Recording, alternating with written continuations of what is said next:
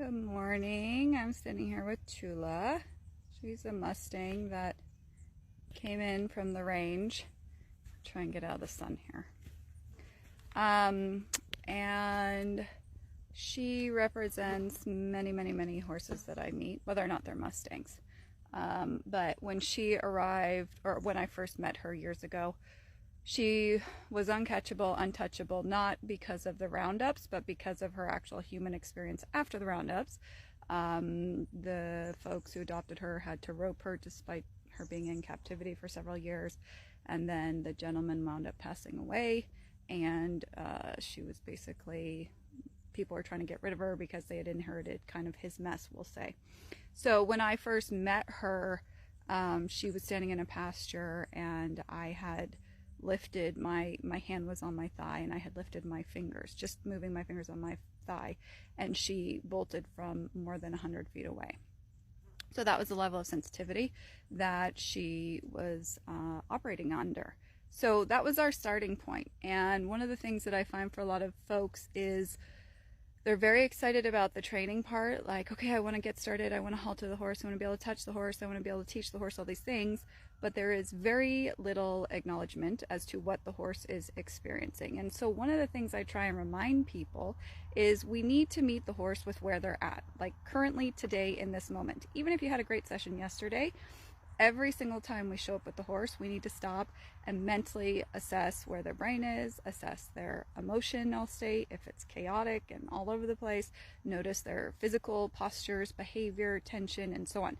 This is all feedback that then tells us what we need to address in order to create a mentally available or willing horse. And if we don't choose to assess this, then that is what leaves us to feel like we're hoping. We're hoping that the horse will comply.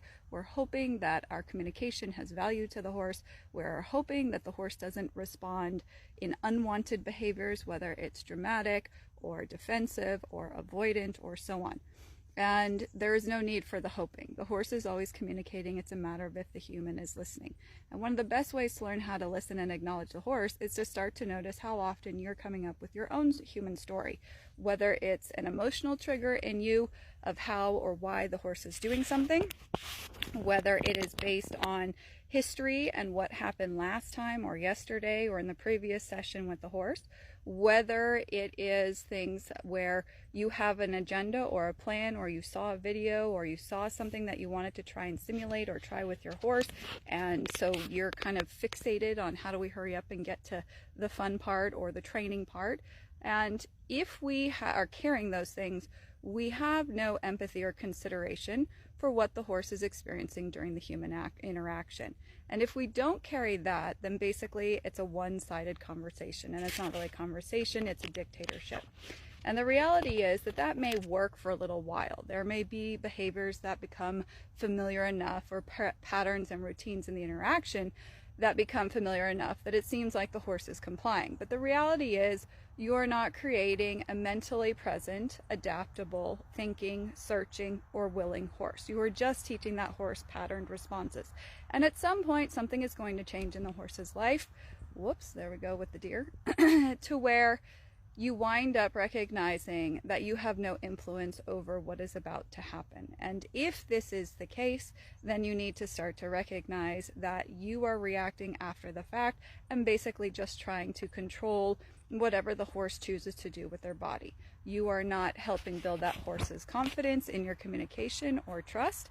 You are not helping that horse find a safe place during the interaction and communication. And what you also need to recognize is that every time you're trying to change that horse's world, that you are actually probably triggering more concern as opposed to building their confidence and their willingness to participate. So look at your patterns, think about your mental presence, notice if you have anticipation or chaos in you or distraction or are emotionally dumping on the horse. Notice if there is an urgency every time you interact to where you have certain expectations or assumptions or designated intentions without actually addressing the horse's behavior. And this is a key that so many people are missing in the human-horse partnership that then leaves both the horse and the human in a constantly chaotic state.